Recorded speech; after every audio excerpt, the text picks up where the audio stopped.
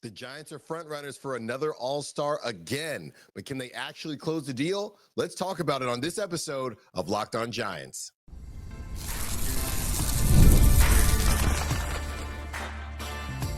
You are Locked On Giants, your daily San Francisco Giants podcast, part of the Locked On Podcast Network, your team every day. What's up, y'all? I'm Alan Salz. Welcome to Locked On Giants, part of the Locked On Podcast Network. Now, thanks to great people like you, the #1 sports podcast network. On the show, we provide daily episodes Monday through Friday talking about the San Francisco Giants in a way that combines passion, analytics with the eye test, and a little bit of fun. I'm from the Bay Area, but I live in Sacramento now, and I host a show at Sacktown Sports 1140, as well as emceeing Sacramento River Cats games. All in all, I'm lucky enough to cover a team I've been a fan of all my life. Today, we are saying goodbye to an old friend. We talk about the Giants being front runners in a possible Brendan Donovan trade. We also discuss Cody Bellinger's name coming back up as far as the Giants' interest. And last but not least, how the Giants want to get better at base running. Today's episode is brought to you by FanDuel. If you want to be right in the middle of the action this season, visit FanDuel.com and place your NFL live bets all season long. So, as we discussed, I just wanted to cool off any confusion, if you will, because at the end of the show on Friday, I said starting December 15th up until the beginning of February, we will be doing this show 3 times a week, not every day. So, yeah, it's not necessarily going to be on set days, Monday, Wednesday, Friday, or anything like that. It's just based on what comes out, right? So felt like Tuesday was a good day to get back in here and do it. If something had happened on Monday, obviously we would have done a show on Monday. So we'll try our best to keep a schedule, but I'm more so waiting it out, to be honest with you, and trying to see if anything happens with the Giants. So in these situations, we will err on the side of, okay, did anything happen? All right, if not, let's get in there, do a show, and kind of just go over some of these smaller stories that are coming out. And one of the stories that did come out late last week was Tyler Rogers. Okay, and I did the show, and then I had people commenting saying, Alan, did you see Tyler Rogers? He is out of there. So Tyler Rogers is off to Toronto, just like it feels like every other pitcher. And Toronto continues to open their checkbooks and pull out their credit cards and debit cards to find their way back in the World Series. And once you get a taste of, the highest level of baseball, you just want to get back to it. And I give kudos to the Toronto Blue Jays for not just being complacent, saying, hey, we got there, maybe we can get there again. No, they're saying we should have won, we didn't win, and now we're going to leave no doubt this next season. Will that actually happen for them? We don't know that quite yet. But Tyler Rogers, it was pretty crazy how it went down. John Heyman of the New York Post adds that the total guarantee money can increase to $48 million with that vesting option. Rogers' deal is one of the most lucrative contracts handed out to a reliever this offseason. So in that Alex Pavlovich article, before Tyler Rogers ended up signing a deal, he did say the Giants also need a top setup man. And while they have talked with old friend Tyler Rogers, it seems likely at the moment that he'll find a bigger deal elsewhere. And that's exactly what happened. I don't think a lot of people thought that he would sign for this much money. But there you have it. Former sfgiants reliever Tyler Rogers has reportedly found a new home for the next several seasons.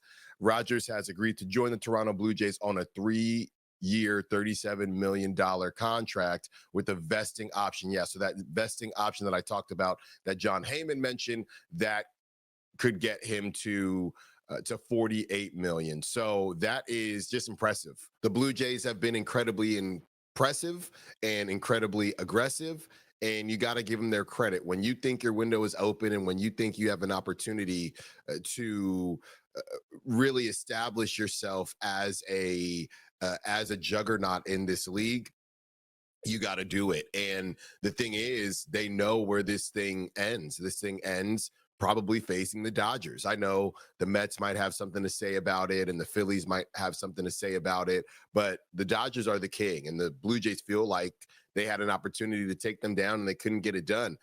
Tyler Rogers, I saw this. One of the rare situations of a guy who has debuted in the big leagues after the age of 28, but then after debuting, able to secure a couple contracts, specifically this multi-year, 30, possibly $40 million contract. So really good for him, a unique story. And of course, the Giants gave him that opportunity. He was trying to figure out his way, drops down to kind of the sidearm submarine, reinvigorates his career. And, it's just a really good story, even if it didn't end with the San Francisco Giants. And I think as far as the Giants are concerned, I don't want to spend a ton of time on the same thing we've been talking about, just with what are the Giants doing, what's their plan, things like that. That's all going to reveal itself, and we have more kind of information on all of that. But when you look at the direction that they are going in, and when they traded Tyler Rogers, the whole thing that we heard and the whole, I guess, rumor mill was, oh, this is going to look like the smartest move ever when the Giants re-signed Tyler Rogers, because obviously he has an affinity for the Giants. And then that thing all got blown up just because the Blue Jays said, we're just going to open our wallets more. So I'd like to think that if both sides offered Tyler Rogers the same amount of money, Tyler Rogers would be a San Francisco Giant. But the Giants are, I guess, sticking to their plan right now and sticking to the fact that there's just a level of money for certain players that they're not willing to go above and beyond for. And that's fine. It's just every day it feels like Giants fans are, just getting let down, if you will. And they told Giants fans not to be let down, because this was their approach. It just comes down to, are you going to be able to compete, and are you going to be able to win games? Because nobody is pocket watching and nobody is saying you should have spent this or that if you win games. Right now, everything is on paper. I think the main part of this is that the Dodgers have taken it to a point where they have debunked the idea that, oh, well, you can't win things on paper. Well, you kind of can. Right?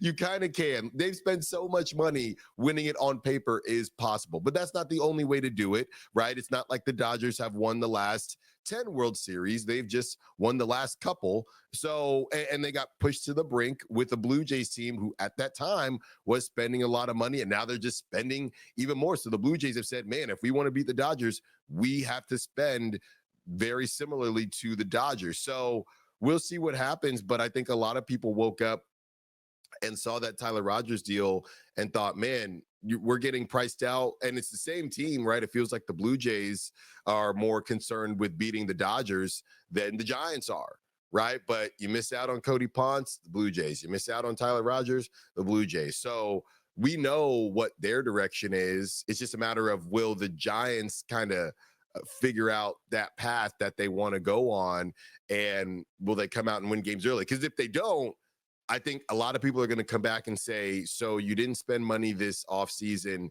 to do this, but hopefully we don't get there. On the other side, let's discuss the Giants being front runners for Brendan Donovan, and a quick note on Cody Bellinger as well. More Locked On Giants coming up. NFL Sundays move fast. One big play and suddenly everything feels different. That's what makes live betting with FanDuel so exciting. You're not just watching the game, you're reacting to it in real time. With FanDuel, you can place bets as the action unfolds. Every drive, every momentum swing, every highlight moment. Live betting is best when the game starts to shift. A receiver gets hot, a defense tightens up, or the momentum flips after a turnover. FanDuel lets you jump into the moment. Live spreads and money lines adjust instantly. Player props update as guys heat up. You can bet next touchdown scores, drive results, totals, and more. It keeps you locked into every snap, every drive, every possibility. So if you want to be right in the middle of the action this season, visit FanDuel.com and place your NFL live bets all season long. FanDuel, the game moves fast, and so can you. So a couple notes that we wanted to just lay out for you, and this is the first one, or I guess the quicker one, with Cody Bellinger. This is from Shayna Rubin. So Shayna Rubin says this: the San Francisco Giants also perhaps have sent some mixed messages. Owner Greg Johnson told the Chronicle last month that 9-figure deals and long-term deals aren't something the team is really eager to do. But according to agents, President of Baseball Operations Buster Posey and General Manager Zach Manassian have checked in on many of the top free agent starters and at least one pricey outfielder, Cody Bellinger. So we heard about this Cody Bellinger thing last week.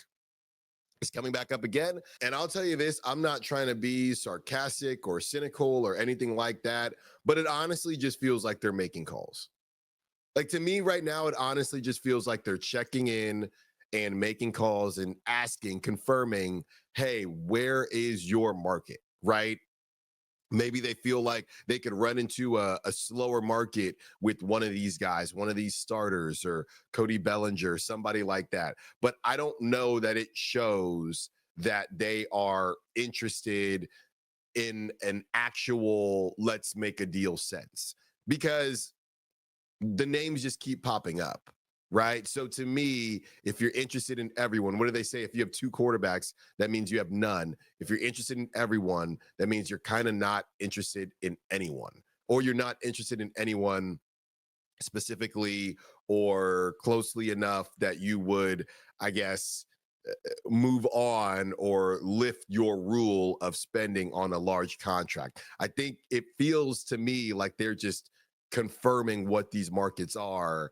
And then from there, sure, maybe talking amongst themselves, trying to figure out, hey, do we want to raise our rule for this player or that player? But right now they're just confirming, are you sure it costs that much? Are you sure? And then from there, they're going to make their decision. So that's the Cody Bellinger note that I wanted to hit on. The Brendan Donovan stuff, that all started last week, and now Katie Woo is saying it is, I guess, even deeper than maybe we would have initially thought, because last week the Giants had interest, and then heading into this week, the Mariners and Giants emerge as frontrunners for a Brendan Donovan trade. So this is what Katie Woo has to say from The Athletic. The Seattle Mariners and San Francisco Giants have emerged as frontrunners for St. Louis Cardinals infielder Brendan Donovan. Sources familiar with negotiations tell The Athletic, with the Cardinals looking to land multiple top prospects in return. St. Louis has plenty of familiarity with the Mariners pitching system. Director of pitching Matt Pierpont spent 4 seasons with the Mariners before coming to the Cardinals ahead of the 2025 season. Seattle could also be motivated to make a big acquisition after losing Jorge Polanco to the New York Mets. But the Giants could be just as aggressive in their pursuit. Several top prospects have been discussed in negotiations, including infielder Gavin Keelan and left-hander Carson Wisenhunt, according to league sources. It's believed at least 2 organizational prospects will be required to land Donovan, who has acquired interest from over half the league. Both Seattle and San Francisco also remain engaged in trade talks with Arizona Diamondbacks all-star second baseman Ketel Marte, with the Giants exploring all options, both via trade and free agency at second base. So again, and I'm not trying to do this, but just last week, we were talking about Casey Schmidt and how they like Casey Schmidt, which this doesn't mean that they don't like Casey Schmidt, right? Because you have to go out and you got to say the right things. If everyone knew that there was a hole at second base, then, maybe they react to it a little bit differently, or maybe they say, well, the price tag is higher because you don't have a second baseman. I believe the Giants are okay with going into the season with Casey Schmidt, but they're going to see if anything is out there. They're going to see if there are any other options that make sense. Once again, just to remind you, Gavin Keelan is the 3rd ranked prospect in the Giants system. He's 5'11", 187 pounds. He does bat lefty. His ETA is 2028. He is 21 years old. Again, that college connection. You would be losing one of your Tennessee brethren. That's what Tony Vitello would be losing. And he has been compared to the other product out of Wisconsin, Gavin Lux. So we talked about Gavin Keelan, what was that, earlier this offseason. And, you know, Giants just brought him in. Clearly, there is a level of interest there. The Cardinals might like him. Here's one thing I want you to remember, though, when we bring up these farm systems.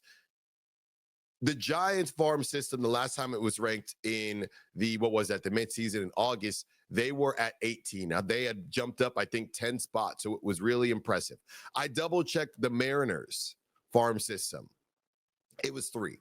Okay, the Mariners have the 3rd ranked prospect system, at least when that was all measured back in August. So that's something to keep in mind. Now, that doesn't mean that it's all apples to apples, right? If Bryce Eldridge is involved in a deal, Bryce Eldridge is one of the biggest reasons the Giants are even at 18. So that gets looked a little bit differently. But when you're looking at top 30 to top 30, yeah, the Mariners top 30 would be viewed as better than the Giants top 30, which is why they're number 3 ranked and the Giants are number 18 ranked. So it really comes down to how is Gavin Keelan looked at, and Carson Whisenhunt, who is more so of a ready now piece than a prospect. How is he viewed as well? So if Katie Woo has this information, and I'll say this, it was a basketball guy and he had been in the league, or he's been in the industry for years.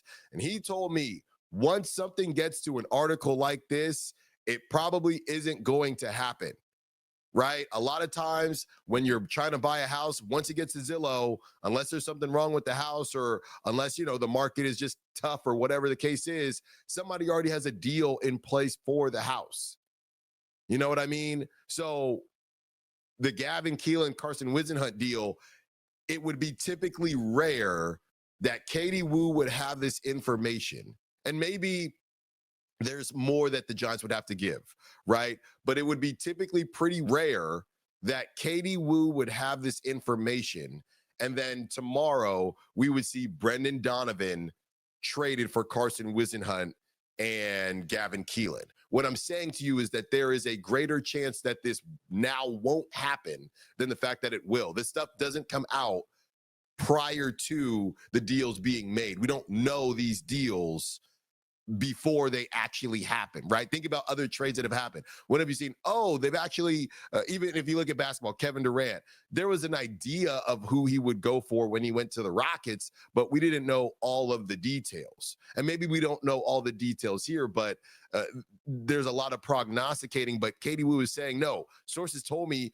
this is what the Giants offered. So in my opinion, that's not good. Not that it's not a good offer, but the fact that Katie Woo knows this kind of tells me it's not going to happen. That's just how I've been kind of taught in this industry and what people have said. Doesn't mean it's impossible and they can go back to the drawing board, but normally if something this specific gets out, it's because the team has moved on, that team being the Cardinals, and they're either looking for something else or they're looking for more. So we'll see what happens on All-Star second baseman Brendan Donovan. One more segment with you. Let's take a break from the rumor mill and talk a little bit about base running. Buster Posey and Zach Manassian, they are discussing why they wanted to refresh the coaching staff and what they're looking to get out of base running in the 2026 season. More Locked On Giants coming up. The World Cup is coming back to North America for the first time since 1994. And with 48 teams for the first time ever, it's going to be massive. But let's be honest, getting tickets is usually the hardest part. That's why the Game Time app is clutch, finally giving fans a real advantage when it comes to snagging seats. With Game Time, you can track price drops in real time, get alerts when great seats open, and buy tickets the moment they hit the app. It puts the power back in your hands and makes going to the World Cup realistic instead of impossible. You pull up the app and the layout makes it so simple to scroll through matchups and compare seat views. Alerts for teams and matches makes it easy to grab tickets the moment they drop instead of missing out. Take the guesswork out of buying World Cup tickets. Every match, concert, or event with Game Time. Download the Game Time app, create an account, and use code LOCKEDONMLB for $20 off your first purchase. Terms apply. Again, download the app, make an account, and use code LOCKEDONMLB for $20 off. Swipe, tap, ticket, go, Game Time. Thank you for making Locked On Giants your first listen of the day. And thank you for making Locked On the #1 sports podcast network. You already live your team every day. Now take it up a level and go ad-free. Join the Everydayer Club and get Locked On Giants with no interruptions, members-only Discord access, and more. All for just $5 a month or $50 a year. Go to lockedonsfgiants.supercast.com or check the link in the show notes to learn more. If you're a true diehard Giants fan, the Everydayer All Access tier is built for you. You'll get one-on-one text access with me, all access episodes, an exclusive newsletter, and 15% discount to the Locked On merch store. Head to lockedonsfgiants.supercast.com to join the Everydayer Club and unlock all access. You can also find the link in the show notes. One more segment with you, and we are talking base running, how the Giants are making base running a priority in 2026. Obviously, they've been quite terrible when it comes to base running. Again, this is from Shayna Rubin. The Giants are emphasizing better base running after a disappointing 2025, where they were among the worst teams in stolen bases and overall effectiveness on the base paths. So I have kind of a breakdown of what she said, but I also wanted to get to the actual article, just a couple excerpts of it that I thought were important. This is from Buster Posey. We 100% want the coaching staff to set a tone of being selectively aggressive on the bases, Posey said at the winter meetings. Sometimes it isn't even about stolen bases. It's first to third or first to home on a double. It's being aggressive, reading balls in the dirt. You don't want to be careless about it either. When it comes to being aggressive and making smart decisions, we're in good hands with Jace Tingler and Shane Robinson. It's something we've talked about and they're aware of, and hopefully we can get more out of our base running. Shayna then writes, aggressiveness on the bases was supposed to be a priority in 2025. At least that's what Posey said before his first season at the helm. But the Giants wound up among baseball's least effective on the paths. Not only were the Giants last in the National League in stolen bases in 2025 with 68, and above only the Detroit Tigers in the majors, their -5 runs created on the base paths was third worst in baseball, just ahead of the bottom-feeding Colorado Rockies and Chicago White Sox. A breakdown of those numbers determined they weren't taking extra bases. They rarely tried to take an extra base, and when they did, they were thrown out more than any other team. That is awful. That is quite terrible. I mean, that is insane. Last year, the explanation for such poor base running numbers was mostly attributed to the personnel. Yikes. That's me saying yikes. The Giants just didn't have the players to make a difference with their legs and running instinct. She goes on to write that Jung-Hoo Lee was their best with 3 runs created for his ability to take an extra base. He had 10 stolen bases with 12 triples. Matt Chapman was second best at extending plays, but little was happening outside the pair. Willy Adames stole 21 bases in 2024 and 12 in his first year with the Giants, an indication of how much an environment can impact a player's apparent superpowers. That's a really good note from Shayna. How in the world do you steal half of the bases that you steal the year prior? It's just not in their DNA right now. And that's a problem. Posey and Manassian believe that instinct can be taught and aided around the league. There's plenty of proof that even the most unexpected players can be base path demons. New York Mets outfielder Juan Soto has one of the slowest sprint speeds in baseball, but stole 38 bases, a career high by 26, with former Giants first base coach Anton Richardson's guidance. The Giants considered bringing Richardson aboard this year, but he took a job with the Atlanta Braves. Seattle's Josh Naylor, in the bottom 3 percentile sprint speed, stole a career high 30 bases in 2025. Are you kidding me? And here's the last piece from Posey. As far as having the personnel, I do think we have the personnel to do it. When I look at Jung-Hoo Lee, Elliot Ramos, Matt Chapman, Adames, even players beyond that, Drew Gilbert, Grant McCray, Casey Schmidt isn't slow, and Christian Koss can run. So they think that they have enough guys. But here's the thing. The guys that he just named on the second half, they're not even everyday players. Drew Gilbert, McCray, Christian Koss. So I know it's going to be a collective effort. Chapman, to me, and I've talked about Elliot Ramos, right? Jung Hoo Lee, obviously, he can get better, but he was already the best on the team. But they're a bad base running team. Elliot Ramos can get better. Matt Chapman is one of the smarter base runners, and obviously he's got a little bit of speed to him. He can move a little bit. Willie Adames, I mean, that's completely unacceptable, right? I mean, I get it. You hit the home runs, but come on now, Willie. You know, it's a nice contract you got there. Let's round this thing out a little bit. So the Giants, the personnel decisions that they've made to bring in guys like Jace Tingler, to bring in guys like Shane Robinson, they're really hoping that this switches things up for them, because it's just part of it's coming back to being part of the game. This is the part of the game that I like, right? I used to steal bases back in the day, a very long time ago, and it seems like Major League Baseball has gone away from it. But they're starting to come back to it as we are slowly but surely moving away from the three true outcomes and starting to put the bat on the ball more. If the Giants want to be that type of team, and not every team is doing it, but if the Giants want to be that type of bat on the ball team, and the power will just come, and you don't play in a park that is conducive to crazy power numbers, you have to steal bases. You have to steal bases. Now, Buster is trying to downplay it, and I know he said taking the extra base, and they were bad at that too. And maybe we're all saying the same thing in a different way. You just have to take advantage on the base paths. You have to do it, because this is not, the Giants aren't playing softball baseball where let's just load up the bases and somebody's going to hit a home run. Maybe it'll happen, but that's not typically how they get down. So you have to find a way to generate runs, and the Giants were just absolutely awful at that. And I would say this, during those stretches when Verlander was pitching well, when a lot of the staff actually gave good outings, and we're sitting here just waiting for the Giants to do something instead of waiting around for the home run that never came, or it was a Casey Schmidt solo bomb when the Giants are already down 4.